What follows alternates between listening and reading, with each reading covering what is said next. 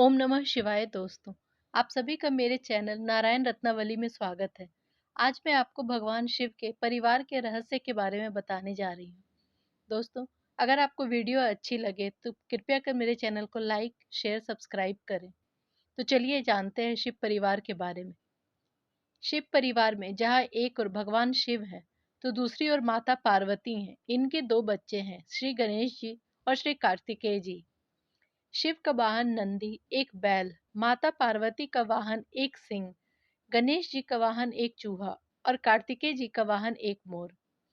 सभी पशु जातिगत दृष्टि से एक दूसरे के परम शत्रु हैं, परंतु शिव परिवार में ये सब एक साथ परस्पर प्रेम भावना के साथ रहते हैं। भगवान शिव सभी को वर्गों को समान दृष्टि से देखते हैं, चाहे वो देवता हो, गण हो, भूत हो या गंधर्व। उनकी दृष्टि में सभी समान है। शिव परिवार से हमें एक आदर्श गृहस्थ संतुलन भी देखने को मिलता है। भगवान शंकर अपना मानसिक संतुलन कभी नहीं खोते। उनके मस्तिष्क पर गंगा और एक तरफ चंद्रमा विराज होने से यह संकेत मिलता है कि जब भी किसी समस्या का सामना करना पड़े तो अपना मानसिक संतुलन नहीं खोना चाहिए। दोस्तों, भगवान शिव के परिवार से अधिक आदर्श परिवार और कोई नहीं है। शिवालय में नंदी, कच्छप, गणपति, हनुमान, शिवलिंग, शिव और पार्वती की मूर्ति आपने अवश्य ही देखी होगी। शिवालय में इन सब की मूर्ति होने के पीछे भी गंभीर अर्थ है। इसके अलावा शिव प्रतिमा पर चंद्रमा, गंगा का होना, त्रिबल, शिवालय का द्वार, ये सब भी विशेष महत्व रखते हैं। तो आइए इन सब के महत्व को समझते हैं।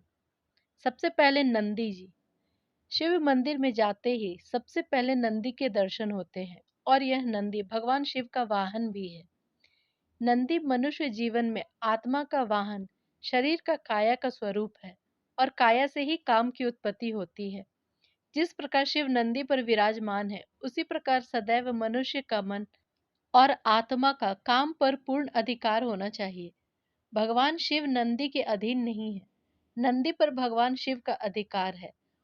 दूसरा है कच्छप। कच्छप का अर्थ है कछुआ, जो धीरे धीरे आगे बढ़ता है। कछुआ सूक्ष्म शरीर अर्थात मन का मार्गदर्शन करता है। मनुष्य का मन कछुए की तरह ही ऊपर से कठोर और अंदर से कोमल होना चाहिए। कछुआ कभी नंदी की ओर नहीं जाता, शिव की ओर ही जाता हुआ बताया जाता है। इसका मतलब यह है कि हमारा मन देह शरीर की ओर ओत-प्रोत न होकर आत्मा की ओर गतिशील रहे। नंदी और कछुआ दोनों ही शिव की ओर बढ़ रहे हैं।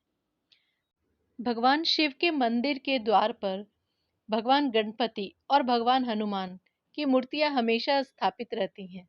तो आइए जानते हैं इनके क्या कारण हैं।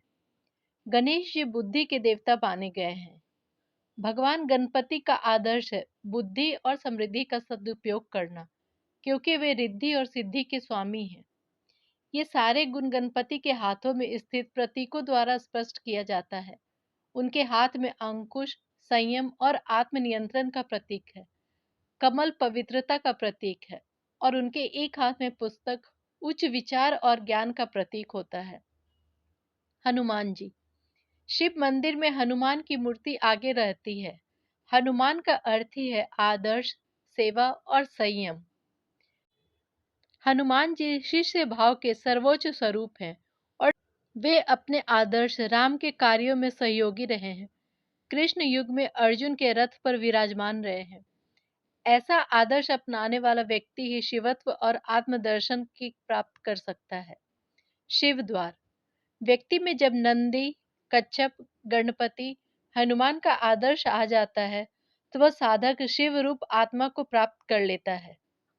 और जो व्यक्ति अपने जीवन में ये सारे भाव प्राप्त कर लेता है तो निश्चित ही उसमें कुछ न कुछ अहंकार का भाव आ जाता है। और जब अहंकार का भाव आ जाता है तो उसकी सारी साधनाएं असफल हो जाती हैं।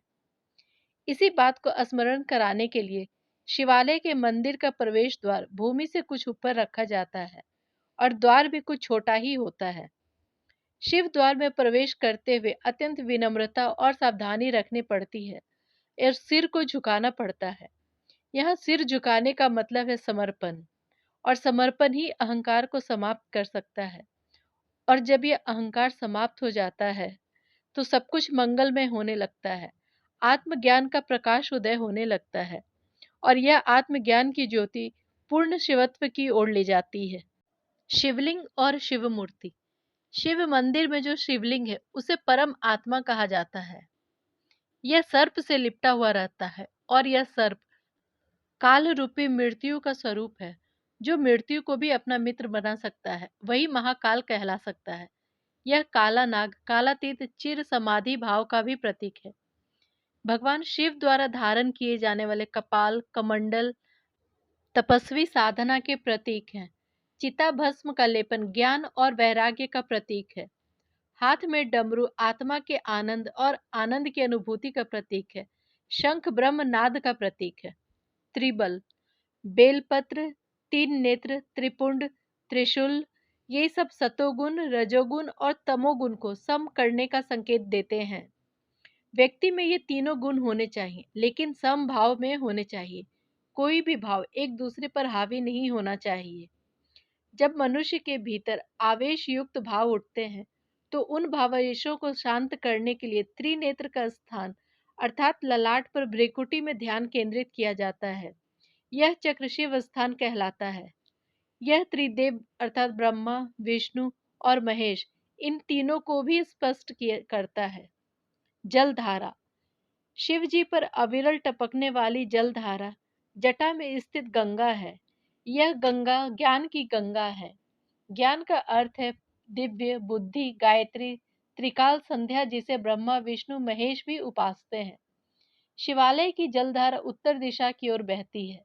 उत्तर दिशा में स्थित ध्रुव तारा उच्च लक्ष्य का प्रतीक माना जाता है।